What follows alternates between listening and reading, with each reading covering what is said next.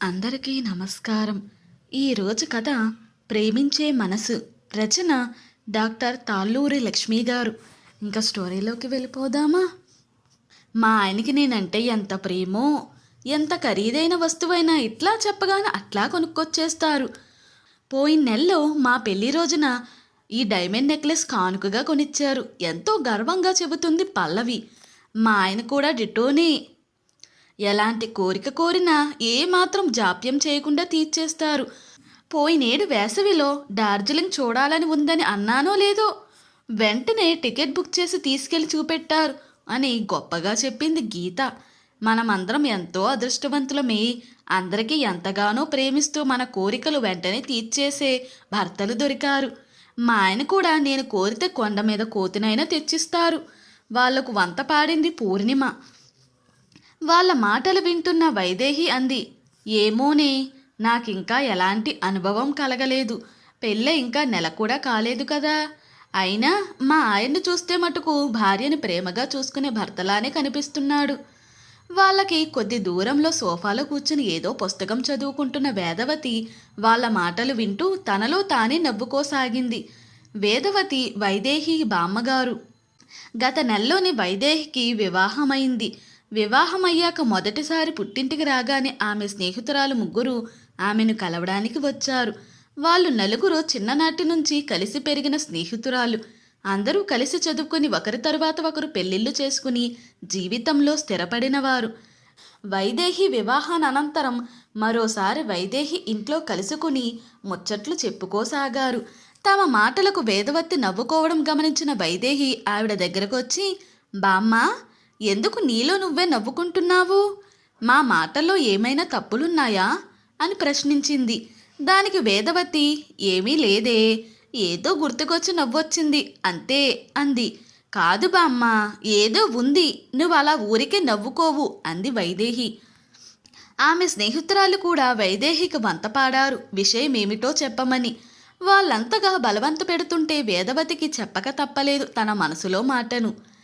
ఏమీ లేదే, మీరంతా మీ భర్తలు మిమ్మల్ని ఎంతగా ప్రేమిస్తున్నారో చెబుతుంటే విని నవ్వొచ్చింది అంది. దానికి ఆ స్నేహితురాలు నలుగురు, అదేమిటి బామ్మగారు, మా భర్తలు మమ్మల్ని ఎంతగానో ప్రేమిస్తున్నారంటే అందులో విడ్డూరమేముంది అన్నారు. విడ్డూరం మీ భర్తలు మిమ్మల్ని ప్రేమిస్తున్నందుకు కాదు, వారి ప్రేమల్ని వెలకట్టడానికి మీరు ప్రయోగిస్తున్న కొలమానాలను చూసి అంది వేదవతి. అదేమిటి బామ్మగారు అలా అనేశారు? మమ్మల్ని వారెంతగా ప్రేమించకపోతే అంత ఖరీదైన బహుమతులను అడగ్గానే ఇస్తారనుకున్నారు? నలుగురు ముక్తకంఠంతో అన్నారు. ఖరీదైన బహుమతులు కొనివ్వడం, ఎంతటి కోరికనైనా ఇట్టే తీర్చేయడం, ఇవే ప్రేమకి ప్రమాణికాలైతే మరి పూరి గుడిసెల్లో ఉండే సాదాసీదా మనుషులకి ప్రేమలు లేనట్టేనా అంది వేదవతి. వారి సమాధానానికి ఎదురు చూడకుండా తిరిగి తనే మాట్లాడసాగింది. పిచ్చి పిల్లలు, ప్రేమకు నిదర్శనం ఏవో ఖరీదైన బహుమతులు ఇచ్చి పుచ్చుకోవడం కాదు. అసలైన ప్రేమంటే మనసు పొరల్లో నుంచి పుట్టుకు రావాలి. కట్టుకున్న వారి కష్టాలకు స్పందించేటట్టు చేయాలి. అవతలి వారి మెప్పు కోసం కాకుండా సహజంగా హృదయాంతరాల నుంచి ఉత్పన్నమవ్వాలి. ఆ ప్రేమ కనపడవలసింది మన కంటికి కాదు, మనసు పొరలను తాకుతూ మన అంతరంగానికి. భార్యాభర్తల మధ్య అన్యోన్యత, అనురాగం ప్రేమలకు కావాల్సింది బహుమతులిచ్చి పుచ్చుకోవడం కాదు.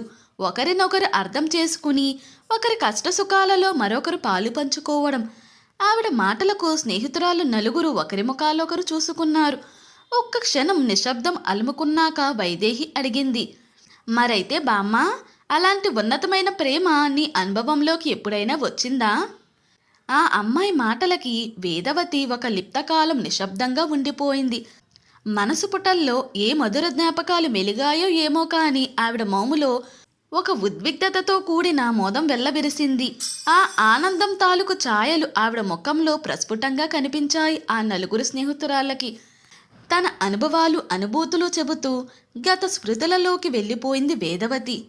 ఒకరికొకరు సహకరించుకుంటూ, ఒకరి కష్టసుఖాలు మరొకరు తెలుసుకుంటూ, బాధ్యతలను బరువుగా కాకుండా భగవంతుడిచ్చిన ఒక అవకాశంగా చూసుకుంటూ నిర్వర్తించారే తప్ప శ్రీపతి, వేదవతి ఏనాడు ఒకరిపై ఒకరుకున్న ప్రేమానురాగాలను బాహటంగా బహిర్గతం చేసుకోలేదు. వేదవతి ప్రత్యేకంగా శ్రీపతిని ఏదైనా కోరడం గాని అతడు తీర్చడం గాని జరగలేదు. ఒక సామాన్య బడిపంతులకి పుట్టిన ముగ్గురు ఆడపిల్లల్లో అందరికన్నా పెద్దది వేదవతి. తండ్రి పనిచేస్తున్న బడిలోనే 10వ తరగతి దాకా చదివి ఆ పైన చదవడం వీలుకాక అక్కడితో విద్యాభ్యాసానికి వీడుకోలు చెప్పేసి ఇంట్లో అమ్మకి చేదోడు వాదోడుగా ఉంటూ ఇంటి పనులతోనూ చెల్లెలకు చదువు చెప్పడంలోనూ సమయం వెళ్ళబుచ్చేది. ఒకసారి ఎవరిదో పెళ్లిలో వేదవతిని చూసి మనసు పారేసుకున్నాడు ఆ ఊరి శ్రీమంతులలో ఒకరైన నారాయణరావు గారి పెద్ద కొడుకు శ్రీపతి. ఆ విషయమే కొందరు పెద్దలతో వేదవతి తండ్రికి చెప్పించారు. నారాయణరావు గారు శ్రీపతి వేదవతిని పెళ్లాడాలనుకుంటున్నాడని, మొదట్లో తమ తాహతకు మించిన సంబంధమేమోనని సందేహించినా నలుగురు చెప్పేసరికి చివరకు వాళ్ళ వివాహానికి అంగీకరించారు వేదవతి తండ్రి గారు. వివాహం తరువాత అత్తవారింట్లో వేదవతికి ఎటువంటి తలవంపులు రాకుండా తన తాహతకు మించి ఘనంగా పెళ్లి జరిపించారు. అత్తవారింటికి అడుగుపెట్టిన వేదవతికి ఘనంగా స్వాగతం లభించడంతో పాటు ఎన్నో బాధ్యతలు కూడా క్రమంగా మీద పడ్డాయి. పెళ్ళైన ఏడాదికి అత్తగారు అనారోగ్యం పాలవడం వల్ల ఇంటి బాధ్యతలతో పాటు పాలేళ్ల ఆలనా పాలన, ఆడపడుచు 2 మరుదుల సంరక్షణ బాధ్యత, తరచూ ఇంటికి వచ్చే చుట్టాలను మర్యాదగా చూసుకునే బాధ్యత అన్నీ కూడా ఆమె మీదే పడ్డాయి. అలాగే మామగారికి వయసు మీద పడుతుండడంతో భర్త శ్రీపతి మొత్తం పొలం పనులు, వ్యాపారం పనులు అన్నీ స్వయంగా చూసుకునేవాడు. శ్రీపతి బయటి పనులతోనూ వేదవతి ఇంటి పనులతోనూ రోజంతా తలమునకలై ఉండడంతో వారికి ఒకరితో ఒకరు మాట్లాడుకోవడానికి అసలు సమయమే దొరికేది కాదు. పొద్దుటే 5 గంటలకు లేస్తే రోజంతా ఇద్దరూ తీరికలేని పనులతో సతమతమవుతూ ఉండేవారు. ఊరంతా సద్దుమనిగాక ఎప్పుడో రాత్రి 10 గంటలకు కానీ ఇద్దరికీ కలుసుకోవడానికి, ఊసులాడుకోవడానికి సమయం చిక్కేది కాదు. అప్పటికే వేదవతికి అలసటతో కళ్ళు మూసుకుపోతుండేవి. ఆ కొద్దిపాటి సమయంలోనే శ్రీపతి వేదవతి కష్టసుఖాలు తెలుసుకుంటుండేవాడు. అలసిపోతే సపర్యాలు చేసేవాడు. మనసు బాగా లేకపోతే సాంత్వనపరిచేవాడు.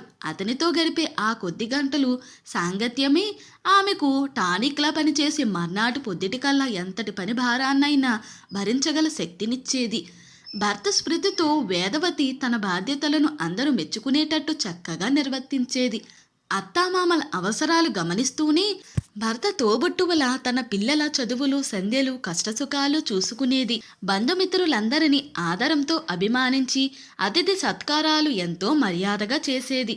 శ్రీపతికి చేదోడు వాదోడుగా ఉంటూ పిల్లలందరికీ పెళ్లిళ్లు చేసేసి సుఖంగా స్థిరపడేటట్టు చేయగలిగింది. ఒకరికొకరు సహకరించుకుంటూ ఒకరి కష్టసుఖాలు మరొకరు తెలుసుకుంటూ బాధ్యతలను బరువుగా కాకుండా భగవంతుడిచ్చిన ఒక అవకాశంగా చూసుకుంటూ నిర్వర్తించారే తప్ప శ్రీపతి వేదవతి ఏనాడు ఒకరిపై ఒకరికున్న ప్రేమానురాగాలను బాహటంగా బహిర్గతం చేసుకోలేదు. వేదవతి ప్రత్యేకంగా శ్రీపతిని ఏదైనా కోరడం గాని అతడు తీర్చడం గాని జరగలేదు. ఆమె మనసును చదివేసినట్టు అతని ఆమెకు కావలసిన వల్ల ఆమె కోరకుండానే సమకూర్చేవాడు. ఆమెకు అప్పుడప్పుడు ఆశ్చర్యం వేసేది.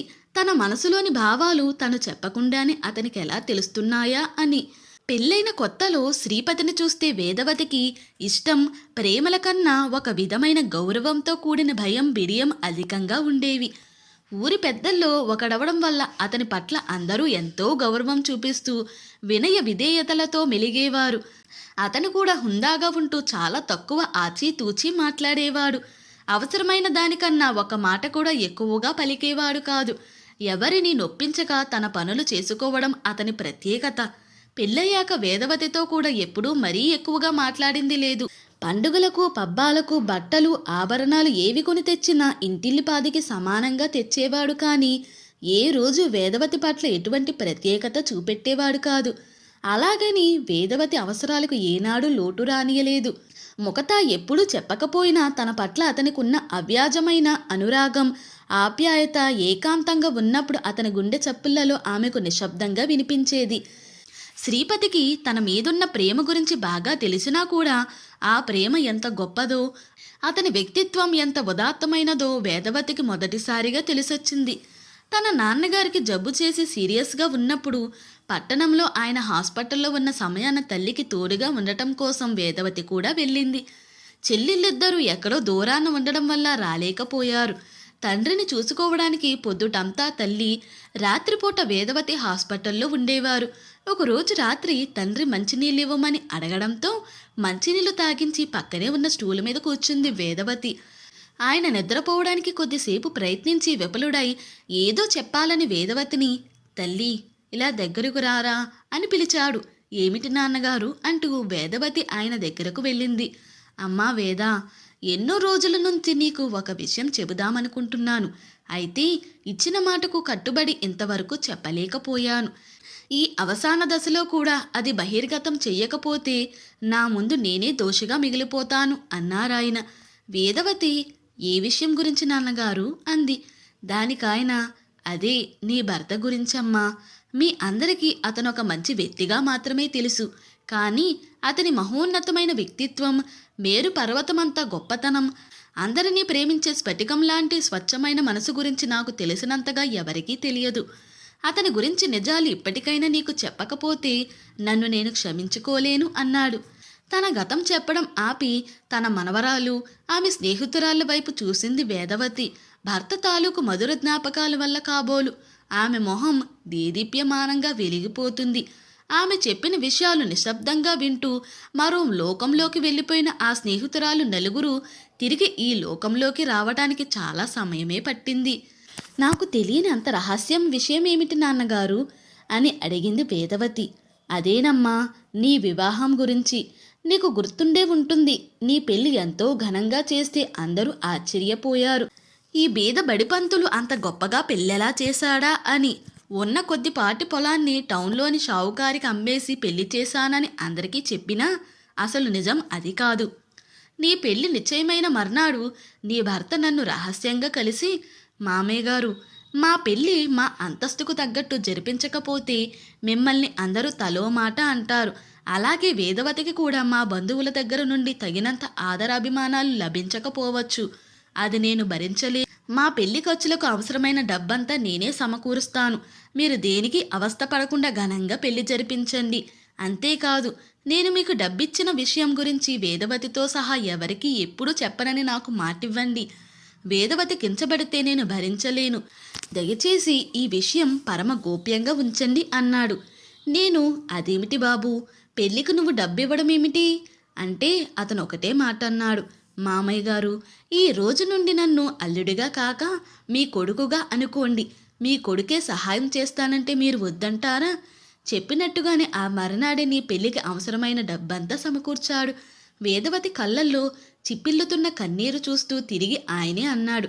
అల్లుడు సహాయం చేసింది ఒక్క మీ పెళ్లికే కాదు, నీ చెల్లెళ్ళు ఇద్దరికీ మంచి సంబంధాలు తేవడం మొదలు పెళ్లి ఖర్చులన్నీ భరించడం వరకు అన్నీ తనే చేశాడు. ఖర్చు తను పెట్టాడని తెలిస్తే సమాజంలో నేను, అత్తింట్లో నువ్వు ఎక్కడ చులకనైపోతామోనని తన పేరు ఎక్కడా బయటకు రాకుండా జాగ్రత్త పడ్డాడు. ఈ పెళ్ళిళ్ళు చేయడానికి నా స్నేహితులందరూ కలిసి నాకు సహాయపడ్డారని లోకమంతా అనుకుంటున్నా, నిజానికి నా వెనుక గోప్యంగా నిలబడి ఈ శుభకార్యాలన్నీ జరిపించిన మహోన్నతమైన వ్యక్తి నీ భర్త.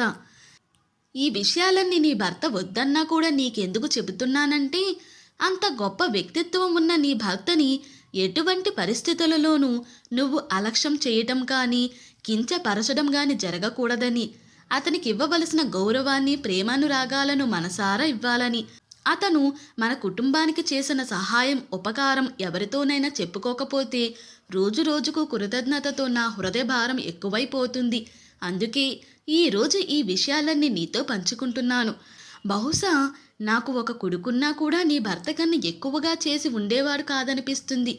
ఆ రాత్రంతా ఆయనకు శ్రీపతిని పొగడడంతోనే సరిపోయింది. ఆ మర్నాడు ఇంటి దగ్గర భర్తను చూసిన వేదవతికి అతను ఎంతో కొత్తగా కనిపించాడు. ఎప్పుడూ ఎంతో గంభీరంగా ఉంటూ ముక్తసరిగా మాట్లాడే ఈ మనిషి మనసులో ఎంతటి ప్రేమానురాగాలు, ఆప్యాయతలు దాగి ఉన్నాయి. అందరినీ ప్రేమించే మనసు, మహోన్నతమైన వ్యక్తిత్వం ఎంత బాగా దాచిపెట్టుకున్నాడు అనుకుంది. ఆ రోజు నుండి శ్రీపతి పట్ల ఆమెకున్న గౌరవం, ప్రేమ మరింత పెరిగాయి.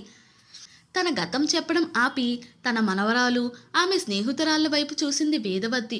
భర్త తాలూకు మధుర జ్ఞాపకాల వల్ల కాబోలు ఆమె మొహం దేదీప్యమానంగా వెలిగిపోతుంది.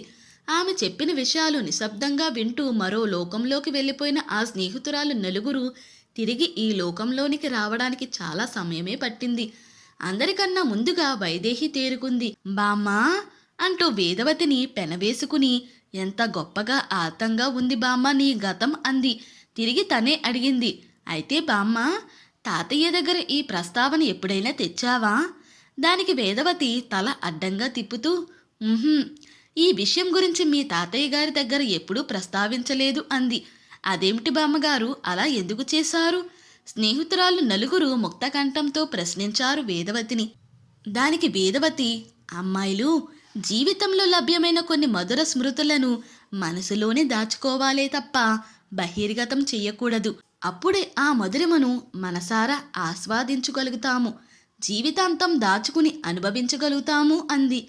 ఆమె మాటలతో ఏకీభవిస్తూ తలాడించారు ఆ నలుగురు స్నేహితురాలు. ఇంతటితో ఈ స్టోరీ ముగిసింది. ఈ స్టోరీ కనుక మీకు నచ్చినట్లయితే మరియు నా ఎక్స్ప్లెనేషన్ కనుక మీకు నచ్చినట్లయితే ప్లీజ్ లైక్, షేర్, సబ్స్క్రైబ్.